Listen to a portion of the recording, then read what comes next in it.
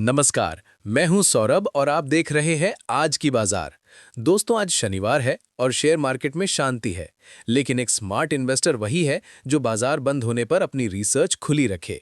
आज की इस वीडियो में हम बात करेंगे बीते हफ्ते के उतार चढ़ाव की और देखेंगे कि सोमवार को जब मार्केट खुलेगा तो कौन से स्टॉक्स में हलचल मच सकती है। चलिए शुरू करते हैं। सेंसेक्स और निफ्टी में बजट से पहले हलचल। भारतीय शेयर बाजार में आज जबरदस्त उतार चढ़ाव देखने को मिल रहा है। कल होने वाले केंद्रीय बजट 2026 से पहले निवेशक काफी सतर्क नजर आ रहे हैं। सेंसेक्स आज सुबह गिरावट के साथ खुला, लेकिन निचले स्तरों पर खरीदारी के कारण इसमें रिकवरी देखी गई। विशेषज्ञों का मानना है कि बजट में टैक्स स्लैब और कैपिटल गेन्स टैक्स को लेकर होने वाली घोषणाएं बाजार की दिशा तय करेंगी। वर्तमान में निफ्टी 25,400 के स्तर के आसपास संघर्ष कर रहा है।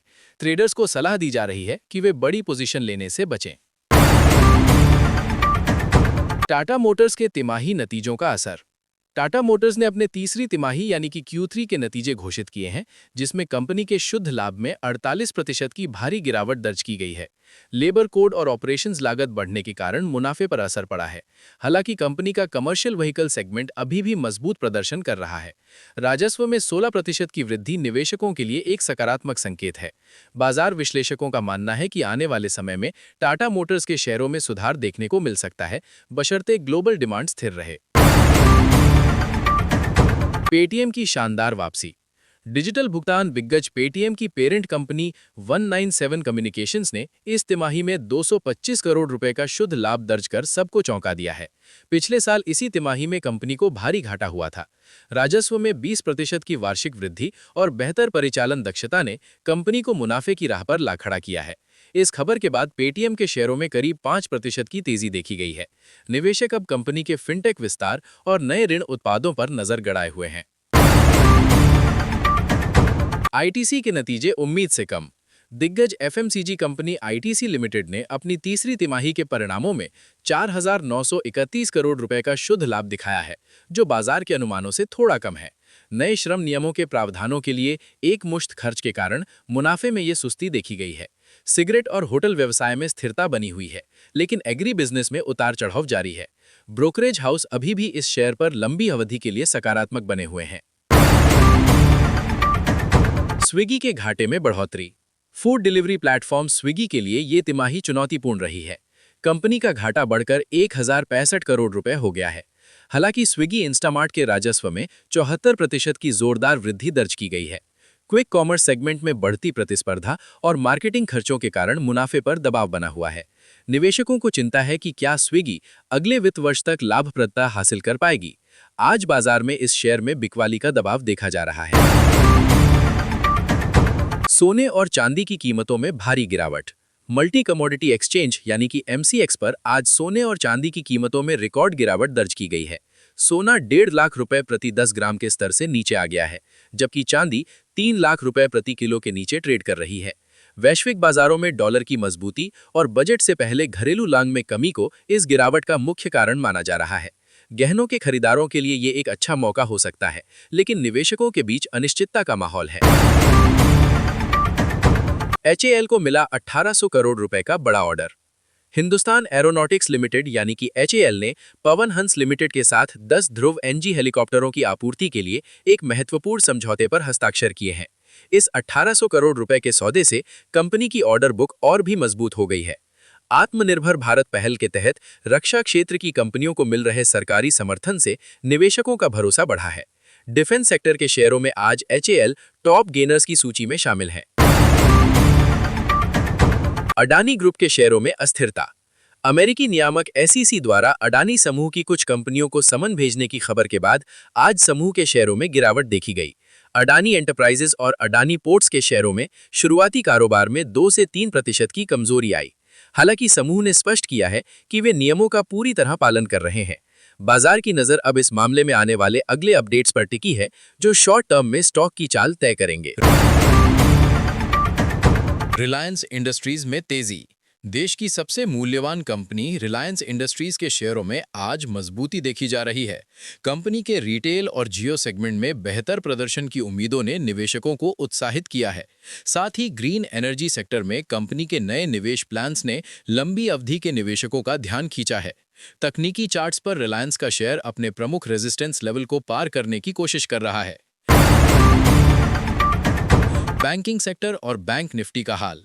बैंक निफ्टी आज 60,000 के मनोवैज्ञानिक स्तर के आसपास कारोबार कर रहा है। एचडीएफसी बैंक और आईसीआईसीआई बैंक जैसे बड़े शेयरों में मुनाफा वसूली देखी जा रही है, जबकि एसबीआई में खरीदारी का रुझान है। जानकारों का कहना है कि बजट में बैंकिंग सेक्टर के लिए एनपीए नियमों में राहत या नई क्रेडिट योजनाओं की घोषणा बाजार को और ऊपर ले जा सकती है। फिलहाल बैंक निफ्टी में साइडवेज मूवमेंट की संभावना है। ज़ोमैटो और ब्लिंकिट की रिकॉर्ड वृद्धि। ज़ोमैटो के शेयरों में आज जबरदस्त लिवाली देखी जा रही है। कंपनी के क्विक कॉमर्स वर्टिकल ब्लिंकिट ने इस तिमाही में उम्मीद से कहीं बेहतर प्रदर्शन किया है। विशेषज्ञों का कहना है कि ब्लिंकिट अब ज़ोमैटो के मुख्य फूड डिलीवरी बिजनेस से भी तेज गति से बढ़ रहा है। विज्ञापन राजस्व में वृद्धि और प्रति ऑर्डर बेहतर मार्जिन ने निवेशकों का भरोसा जीता है।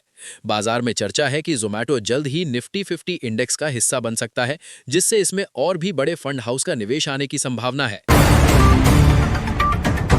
मारुति सुजुकी का नया ईवी प्लांट। भारत की सबसे बड़ी कार निर्माता मारुति सुजुकी ने गुजरात में अपने नए इलेक्ट्रिक वाहन ईवी प्लांट के लिए 3,000 करोड़ रुपए के निवेश की घोषणा की है। इस खबर के बाद ऑटो सेक्टर के शहरों में हलचल तेज हो गई है। कंपनी का लक्ष्य 2030 तक आधा दर्जन से अधिक इलेक्ट्रिक मॉडल पेश करना है। विश्लेषकों का मानना है कि मारुति का ईवी सेगमेंट में ये आक्रामक रुख टाटा मोटर्स और महिंद्रा को कड़ी टक्कर दे सकता है। लंबी अवधि के पोर्टफोलियो के लिए निवेशक इस शेयर को अपनी रडार पर रख रहे हैं। कच्चे तेल की कीमतों का भारतीय बाजार पर प्रभाव। वैश्विक स्तर पर कच्चे तेल की कीमतों में 3% की गिरावट दर्ज की गई है। ब्रेंट क्रूड अब $72 प्रति बैरल के नीचे कारोबार कर रहा है। भारत के लिए ये एक सकारात्मक खबर है, क्योंकि भारत अपनी तेल जरूरतों का एक बड़ा हिस्सा आयात करता है।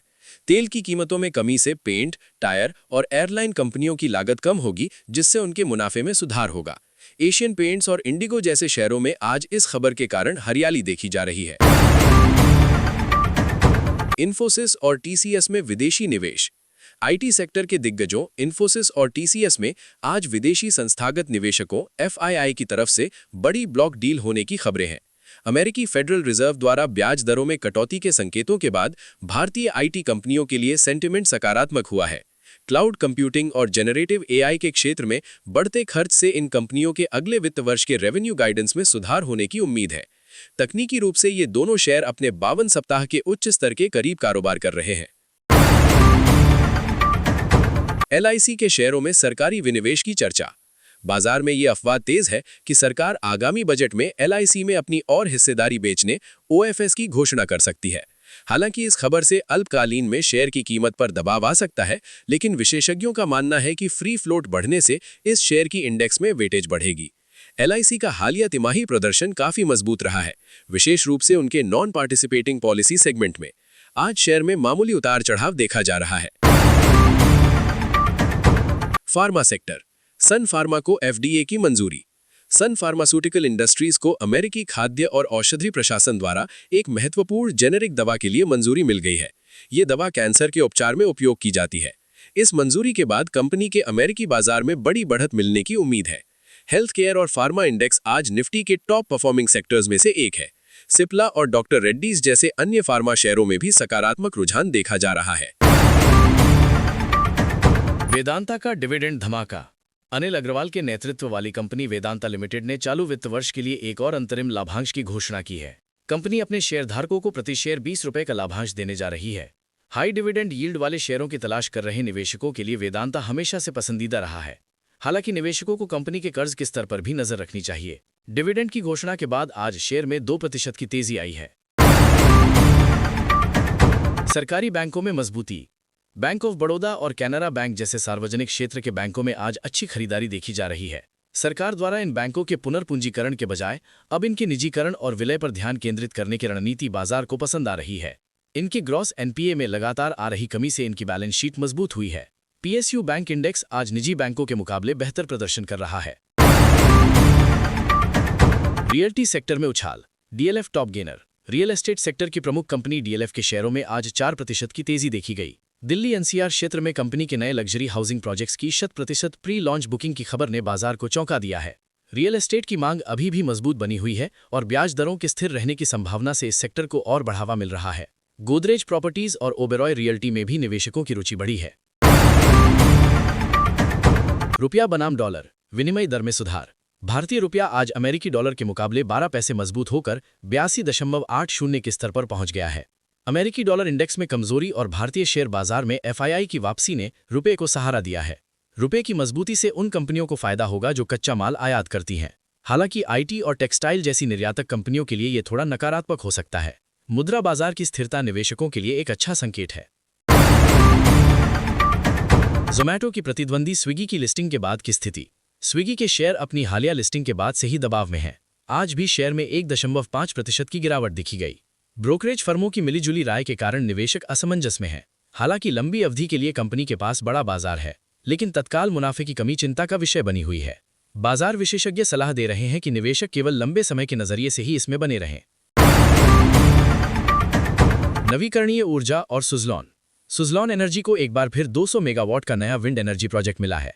कंपनी पिछले 1 साल में कर्ज मुक्त होने और नए ऑर्डर्स हासिल करने के बाद निवेशकों की पसंदीदा बन गई है। रिन्यूएबल एनर्जी सेक्टर पर सरकार के भारी फोकस को देखते हुए सुज़लॉन और अदानी ग्रीन जैसे शेयरों में भविष्य में बड़ी बढ़त की संभावना जताई जा रही है। आज इस शेयर में अपर सर्किट की स्थिति बनी हुई है। स्टील सेक्टर, टाटा स्टील की वैश्विक योजनाएं। टाटा स्टील ने ब्रिटेन में अपने पोर्ट टालबर्ट प्लांट के लिए एक बड़े पुनर्गठन योजना की पुष्टि की है। इस कदम से कंपनी की परिचालन लागत में कमी आएगी और दक्षता बढ़ेगी। घरेलू बाजार में स्टील की कीमतों में सुधार और चीन से आने वाले सस्ते आयात पर संभावित एंटी डंपिंग ड्यूटी की खबरों ने मेटल शेयरों को जोश दिया है। टाटा स्टील आज निफ्टी के सक्रिय शेयरों में से एक है। एफएमसीजी सेक्टर और ग्रामीण मांग। हिंदुस्तान यूनिलीवर और डाबर जैसे एफएमसीजी दिग्गजों ने ग्रामीण इलाकों में मांग में सुधार के संकेत दिए हैं। मानसून के अच्छे रहने और सरकारी खर्च बढ़ने से ग्रामीण अर्थव्यवस्था में मजबूती आई है। इससे इन कंपनियों के वॉल्यूम ग्रोथ में सुधार होने की उम्मीद है। बजट में किसानों के लिए किसी भी बड़ी राहत की घोषणा एफएमसीजी सेक्टर के लिए बूस्टर का काम कर सकती है। आईपीओ बाजार की हलचल। अगले हफ्ते 3 नए आईपीओ बाजार में दस्तक देने वाले हैं। ग्रे मार्केट प्रीमियम से संकेत मिल रहा है कि इन आईपीओ की लिस्टिंग शानदार हो सकती है। रिटेल निवेशकों का आईपीओ के प्रति उत्साह अभी भी बना हुआ है। हालांकि मार्केट रेगुलेटर सेबी ने निवेशकों को आईपीओ में निवेश करने से पहले कंपनी के फंडामेंटल्स की अच्छी तरह जांच करने की वार्निंग दी है। तो दोस्तों, आज की वीडियो में बस इतना ही। फिर से मुलाकात होगा आज की बाजार के कल के नई वीडियो में।